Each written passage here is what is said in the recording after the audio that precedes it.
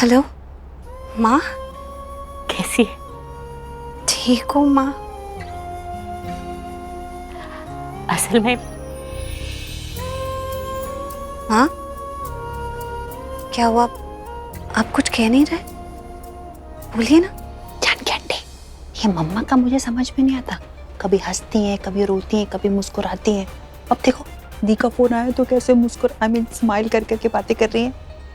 हाँ पुत्र, जब तूने शर्मा के ये बोला था ना कि एक रस्म बाकी है, तब से यही सोच रही है कि प्रीता को फोन करूं या ना करूं, इसलिए परेशान है। मम्मा जब फोन किया है तो कुछ जरूरी बात कर रही होंगी ना, मतलब सुहागरात के बारे में। समझ गई? हाँ समझ गई। हर बेटी की तरह तुझे अपने हाथों से विदा नहीं कर पाई ना। अगर अपने हाथों से विदा करती ना तो तेरी विदाई से पहले तुझे बिठाती, तुझसे बहुत सारी बातें करती।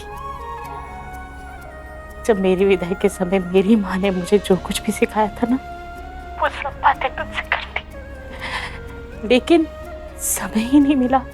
अब समझ में नहीं आ रहा कि तुझसे क्या बोलूं, तुझे कैसे समझाऊं। आप बोलिए माँ, मैं समझ जाऊंगी। तू तो वैसे भी मेरी समझदार बेटी है। तुझे पता है ना प्रीता, एक लड़की में बहुत सारे रंग होते हैं। वो जहां जाती है उसी में घुल जाती है। अब तेरी भी एक नई जिंदगी की शुरुआत हो गई। अच्छे से, प्यार से सब रिश्तों को संभाल के चलना, चाहे कितनी भी मुश्किलें आए, पर अपने घर को संवार के रखना है। और मैं जानती हूँ मेरी बेटी ये काम अच्छे से करेगी। हाँ माँ, लेकिन करण की बात मत कीजिए। आपको पता नहीं है, करण तो मेरे साथ गृह प्रवेश भी नहीं करना चाहता था। हाँ माँ, एक ही बात बोलता जा रहा था, प्रीता मेरी पत्नी नहीं है, मैं इसे पत्नी नहीं मानता, पत्नी नहीं मानता। हाँ, अगर उसने मुझे अपनी पत्नी माना है तो सिर्फ इसलिए कि वो मुझे गलत साबित कर सके, मुझसे बदला ले सके, सब लोगों को बता सके कि मेरा इस घर में आने का कोई मकसद है, जबकि ऐसी कोई बात नहीं है माँ। आपको पता, महेश अंकल की आज, महेश पापा की आज जो हालत है उसका भी करण मुझे ही जिम्मेदार मानता है। तो अब मैं क्या ही करूं? एक सेकेंड, तू जानती है ना प्रीता कि करण को गलतफहमी है कि महेश जी की आज जो भी हालत है वो तेरी वजह से। और ये गलतफहमी किसने पैदा की? उस घर में है ना शर्लिन और वो माहिरा, उन्होंने ही की है ये गलतफहमी खड़ी। अब तू वहां चली गई है तो धीरे धीरे सब गलतफहमियां दूर हो जाएंगी। और इसी वजह से तो तूने ये कदम उठाया है ना। तुझे सबके लिए लड़ना है, अपने लिए लड़ना है, महेश जी के लिए लड़ना है। सब ठीक हो जाएगा बेटा, तू इतनी परेशान क्यों हो रही है? झूठा भी है माँ, करण झूठ भी बोलता है। सबको कहता कि मैंने पहले कोई नोटिस भेजा था, एलिमोनी की डिमांड की थी, पैसे मांगे थे। झूठ बात है ये माँ।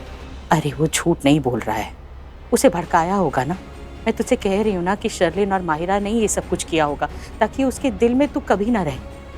वो सब झूठ बोल रही हैं और करण उनके झांसे में आ गए, बस इतनी सी बात है।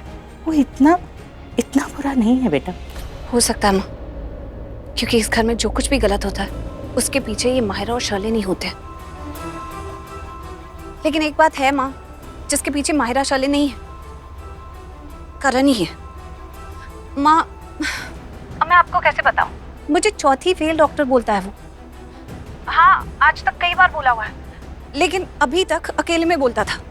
आज उसने सबके सामने मुझे चौथी फेल डॉक्टर बुलाया। वो इंस्पेक्टर, एनजीओ की लेडीज, सब लोग वहां थे। चौथी फेल डॉक्टर? हाँ, कोई डॉक्टर चौथी फेल होता है क्या? कितनी बड़ी इंसल्ट है। ऐसी सब हरकतें करता है करण। ये तो एक बात है, मैं आपको क्या क्या बताऊं। तुझे पता है, जब एक घर में एक बेटी पैदा होती है ना तो वो घर में सबकी लाडली होती है। ऐसे रिझाती है वो अपने मुस्कान से, अपने प्यार से, कि सब दुनिया उसके आगे पीछे ही घूमने लगती है। एक सपना होता है कि एक दिन वो बड़ी होगी, एक राजकुमार सफेद घोड़े पर बैठकर आएगा और हमारी जान, हमारी बेटी को हमसे ले जाएगा, उसे महलों में रखेगा, उसे बहुत प्यार करेगा, उसे बहुत इज्जत देगा। हर माँ बाप का यही सपना होता है बेटा, और मेरा भी यही सपना है। मैं जानती हूँ तो कितनी अच्छी और सही मायनों में करण वो राजकुमार है। वो लाख गुस्सा करता हो, वो लाख तुझसे लड़ता हो, लेकिन वो तेरा दोस्त है। मैं जानती हूँ कि तू कितनी खुश हो गई थी जब तूने करण को देखा था पृथ्वी की जगह। तू उसकी सबसे पक्की दोस्त है। वो जैसा भी है बहुत अच्छा है। जो है सामने तो वो मुआ नहीं है, उसके दो चेहरे नहीं है। अगर लड़ता है तो बहुत लड़ता है, गुस्सा करता है तो तुझ पे बहुत गुस्सा करता है, और जब ध्यान रखता है तो तेरी जान भी बचाई है उसने। और अब तो उस घर की हो गई है प्रीता। पिछली बार जब तुझे विदा किया था तो यही सोचा था कि वो तुझे अपने घर ले जाएगा, लेकिन वो नहीं ले गया, तुझे बीच रास्ते में छोड़ गया, गुस्से में आकर। और तेरे वापस आने पर मैंने खुद तेरे चूड़े निकाले थे।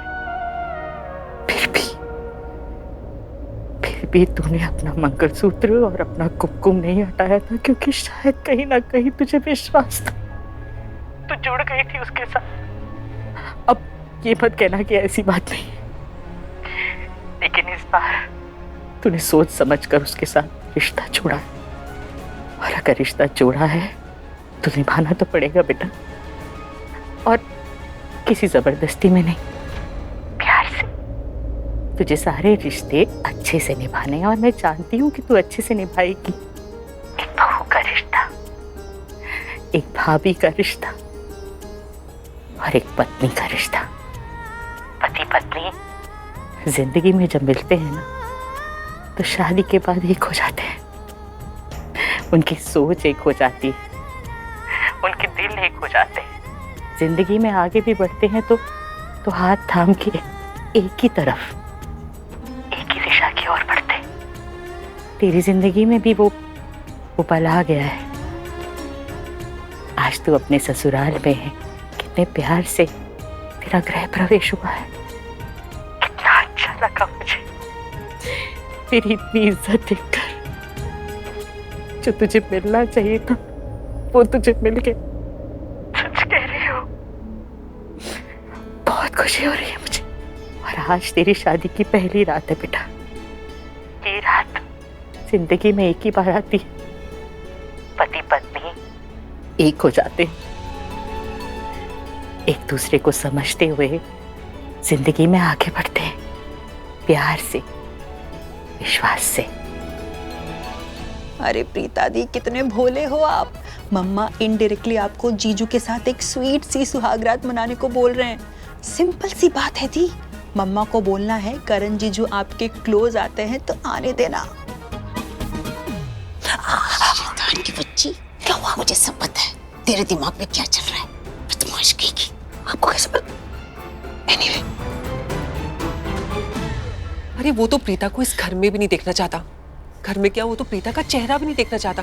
मैं मानती हूँ कि करण ने उसे इस घर में रहने की परमिशन दी है, एज अ वाइफ एक्सेप्ट किया है, लेकिन सिर्फ इसीलिए क्योंकि करण प्रूव करना चाहता है कि प्रीता इस घर में उसके प्यार के लिए नहीं, घर वालों के लिए नहीं आई है, करण के पैसों के लिए आई है। And I think Karan is right.